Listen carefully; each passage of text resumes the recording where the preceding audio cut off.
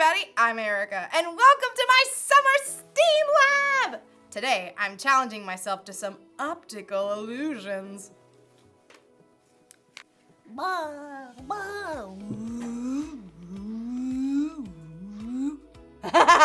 Dizzy yet? And you know what these tricky little eye puzzles require? A whole lot of faith! Faith is trusting in what you can't see because of what you can see. So, let's give it a go! Whoa! That is wild! Wanna see? Does it look like the circles are moving? But they aren't! It's a still photo! The way the gray and the black and the white are used makes it look like it's moving. Crazy, right? Do I look like I'm moving? Now, this one is easy. Okay, which of these objects is bigger than the other?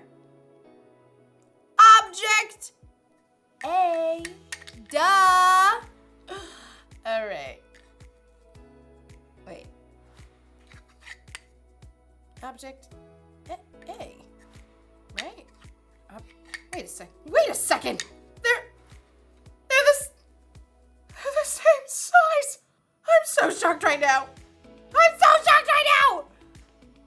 Okay, sometimes what we think we see is not what's real.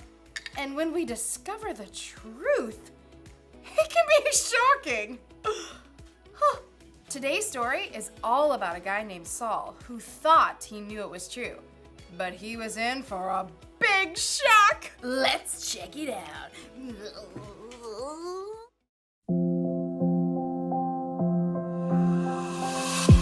I close my eyes and colors fly. There's no hiding from your grace. I can't deny you're half of mine, and it's unrelenting chase. I was on the edge of deception, caught up in my own hesitation, until your love took over me. So I let go and I let love show me life like it's supposed to be. On oasis, here awaits us all the freedom I'll ever need. Now I'm alive. Oh la la, oh la la. When I let go, then I find life. Oh la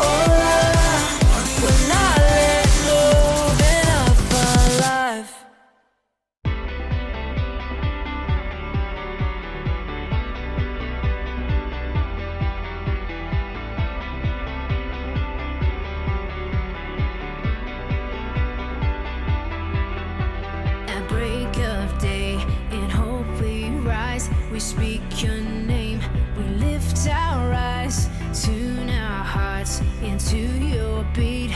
Where we walk, there you'll be, with fire in our eyes, our lives alight.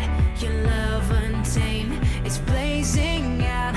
The streets will glow forever bright. Your glory's breaking through the night. You will never fade away. Your love is here to stay by my side of my life, shining through me every day. You will never fade away.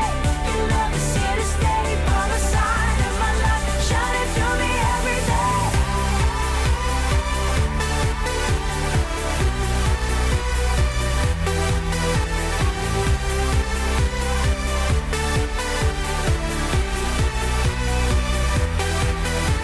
You wake within me, wake within me. You're in my heart forever. You wake within me, wake within me. You're in my heart forever.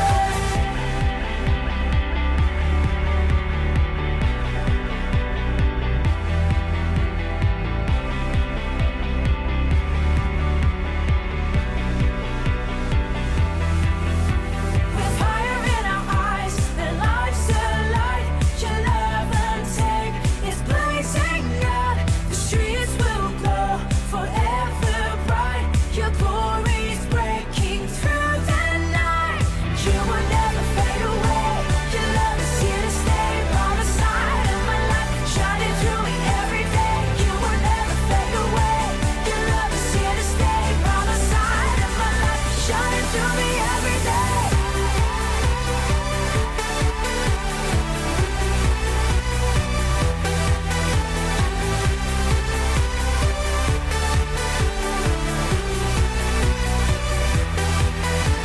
You wake within me, wake within me.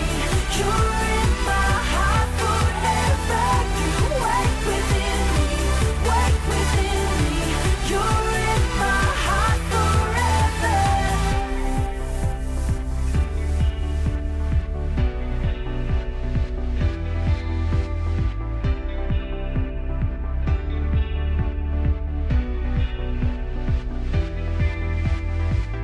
Forever, forever, forever in your love.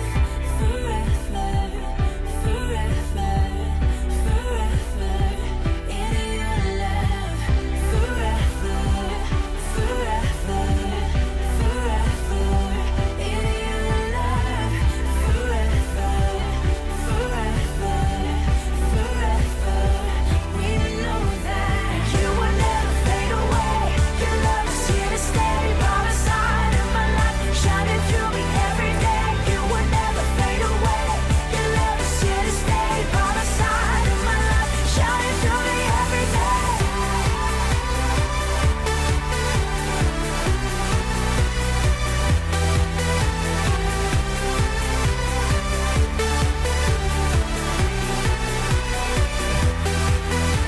You wake within me, wake within me. You're in my heart forever. You wake within me, wake within me. You're in my heart forever. The Bible. It's 66 books of history, stories, letters, and poetry that fit together to form God's one big story.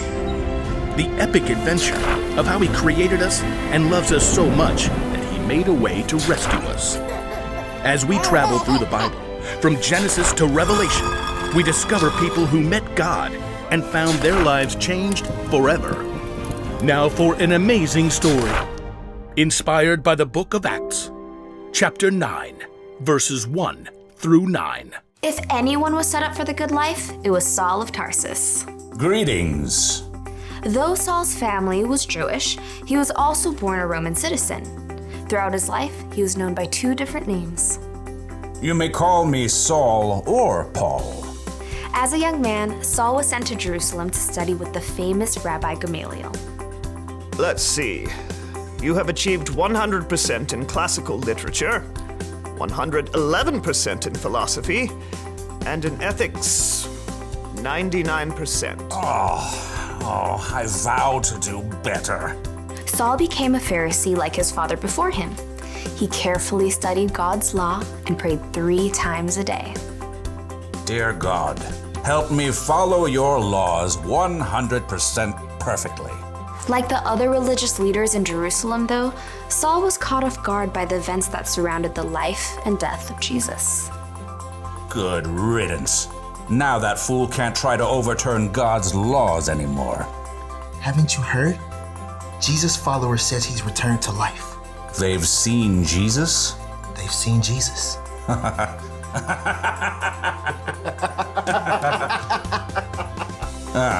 Those riffraff will slink away soon enough. Against all odds, the followers of Jesus didn't fade away. In fact, the numbers began to grow. 5,000? You're telling me that 5,000 people are following the way of a dead man? Well, technically, they think he's alive. Not helping. The religious leaders in Jerusalem did everything they could to squash the new movement.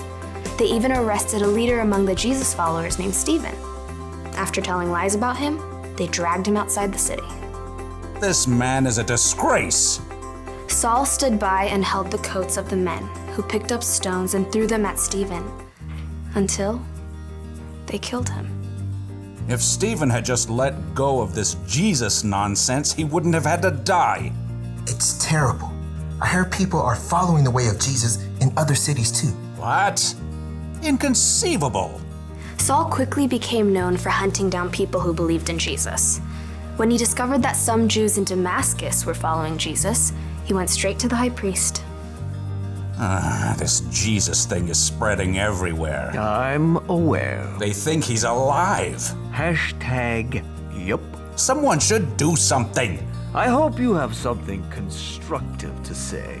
Give me letters to the synagogues in Damascus so I can arrest all the believers and bring them back here. Now you're talking. Saul set off for Damascus with the blessing of the high priest. He traveled with a group of men to arrest the believers they found.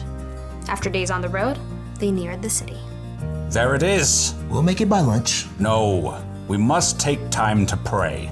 As he did 3 times every day, Saul stopped and turned to Jerusalem to pray, certain God was on his side. Dear Lord, help me to catch every single one of those despicable Jesus people. Suddenly, a light more brilliant than the midday sun blazed down around Saul. He staggered, fell to the ground, squeezing his eyes shut against the glare. Saul, why are you opposing me? Saul gasped. It felt as though the whole earth shifted beneath him. Who are you, Lord? I am Jesus. I am the one you are opposing. The men around Saul stared in horror and confusion, unable to speak. They could see no one, but heard a sound, perhaps like a roar of thunder. Now get up and go into the city. There you will be told what you must do. Saul reeled. He struggled to his feet and finally opened his eyes. He saw nothing, only darkness. What's happened? You tell us. We saw the light, and you fell, and this sound, and then you said... I can't see. What? I can't see. I've been blinded. That's not good. Here, take my hand. Saul grasped the man's hand and shuffled a few steps forward. Who are you talking to? I think it was Jesus. You heard Jesus? I heard Jesus. Saul's companions led him into Damascus, where he stayed at the home of a man named Judas on Straight Street. Want something to eat? I'm not hungry. Or water? Not thirsty. For 3 days, Saul wrestled with himself and God. He'd come face to face with the very man he knew was dead, but discovered that Jesus was very much alive. Now blind, Saul was forced to see everything in a brand new light.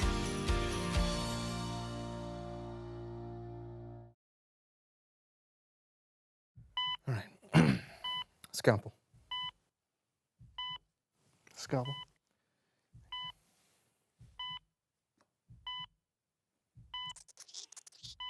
And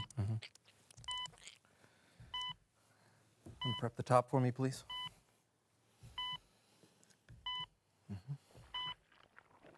Prepping the top. Top is prepped. Prep the base. Prepping the base. Base is prepped. Tweezers. Tweezers. Here's where it gets really delicate.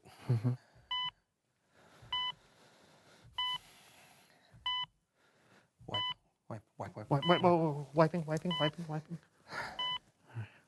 Wiped. Thank you. You're welcome.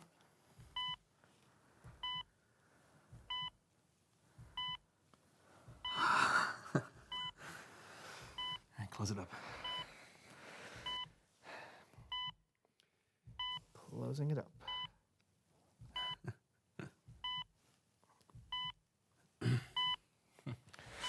You did it. Nah, we did it. Feed me. Feeding you.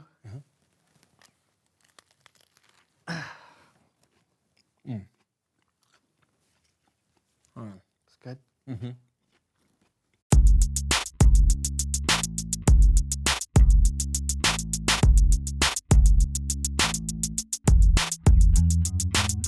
Hello, everyone. My name is Brandon. And I am John. This is the So-and-So Show. Buddy, you okay? Oh, I'm fine, Brandon. I'm focused, and no one's gonna catch me not focusing. Oh, what was that? Did you lose your focus? Man! Okay, I'm gonna do better this time. Why, John? Brandon, I have struggled with being able to focus my whole life. Are always things competing for my attention. Yeah, like having guests on the show? Yes, exactly, like having a guest on the show. It totally breaks my concentration. It's time for someone who knows stuff.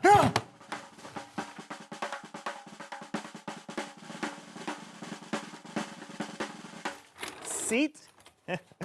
Yep, right there. Okay, One moment, please. alrighty. What are you,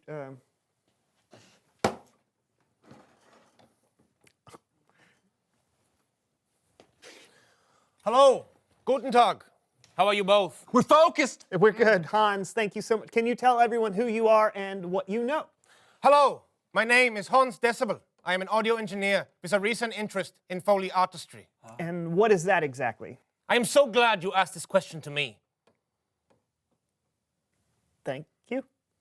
Many of the sounds we hear in film and in television are not recorded live, but are inserted after the fact by a Foley artist. Oh, that's very interesting. So Yeah. if I'm watching a movie and I see someone walking up some creaky stairs, Yeah. the stairs don't actually have to be creaky. They can be added later by a Foley artist. The creaky This sounds. Yeah. is correct. Wow, that's cool. What's in the suitcase?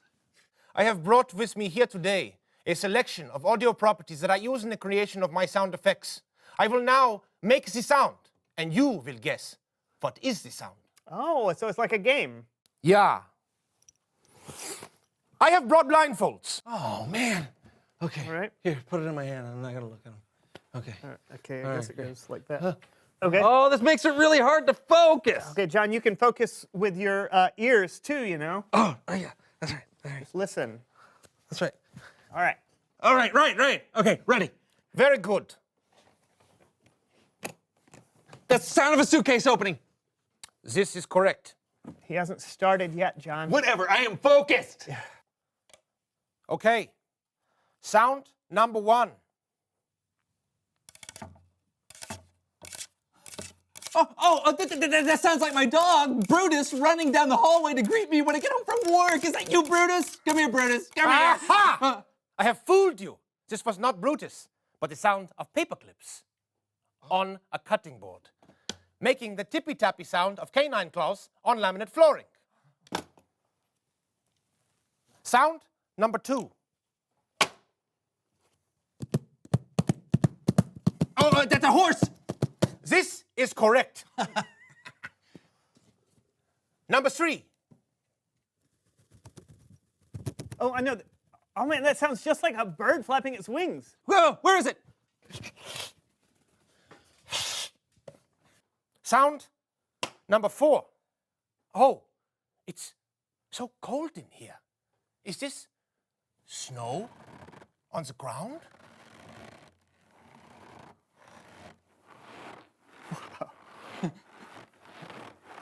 No, it is just a bag of cornstarch. Oh, I'm slipping. I hope I don't fall and break a bone. Ouch! Oh. It's the pain. Ouch! Are you hurts. all right? Do we need to call an ambulance? What? I have fooled you again. This was only the sound of celery ribs. Oh. Wow, that was incredible. Yeah, I'll never look at celery the same way again. And Yeah. cornstarch, that's amazing. This is correct. Ordinary things become extraordinary when you open your eyes and ears to the possibilities. Oh, that's a really cool way to put I will now explore the space to find ordinary things to make extraordinary. Okay. Think this is a good idea? I'm sure it'll be fine. Oh! What in the world? Ha! Ha! I have fooled you for a third time. By dropping this box of knives and forks on the ground, I made you believe I was destroying your room. It is a good joke. Yes, that's very funny. You know what? I think that's all the time we have. Hey! Ha! Ha! Okay, my focus is completely gone now. And let's get back on track. It's Bible story time with Kellen.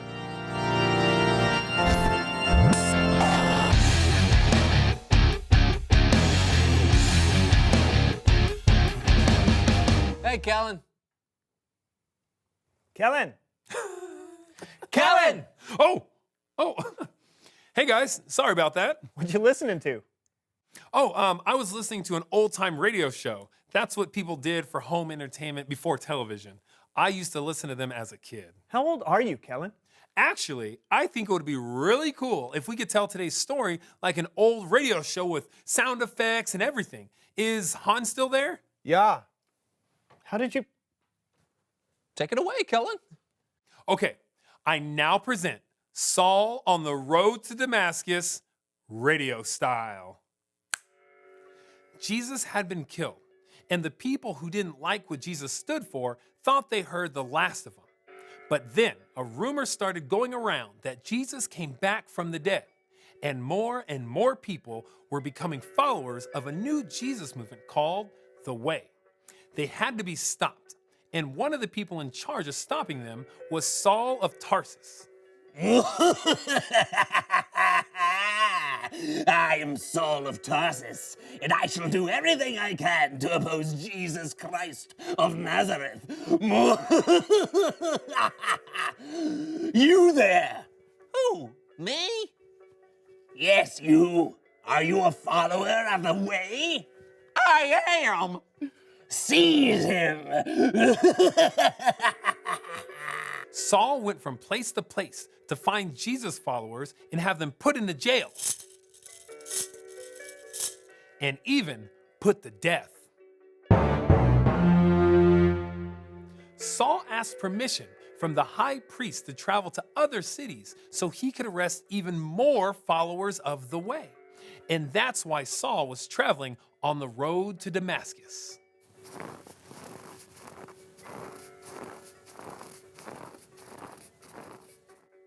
Saul and the men he was traveling with had letters that gave Saul permission to arrest any Jesus follower he wanted. He was determined to complete his mission. He was focused. But then an incredible thing happened. A light from heaven flashed all around Saul and his companions. Saul fell to the ground, and he heard a voice. Saul, Saul, why are you opposing me? Who are you, Lord? I am Jesus. I am the one you are opposing. Now get up and go into the city. There you will be told what you must do. The men with Saul heard a sound, but they were unable to speak. The men helped Saul to his feet, But when Saul opened his eyes, he couldn't see anything.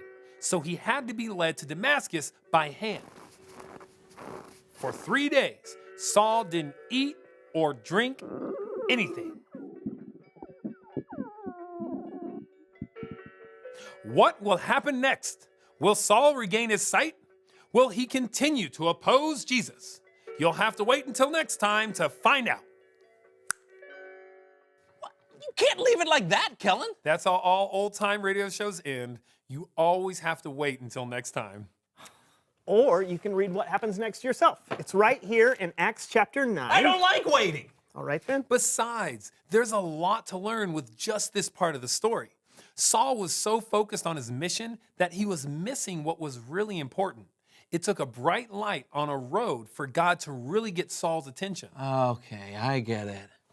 So focusing is a bad thing. No, I just think we need to check in with God a lot more to make sure we're focused on the right things.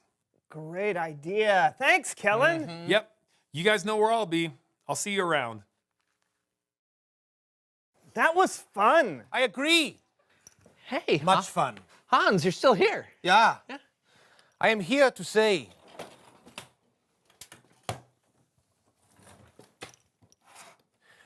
reveal the question. Maybe a little more energy.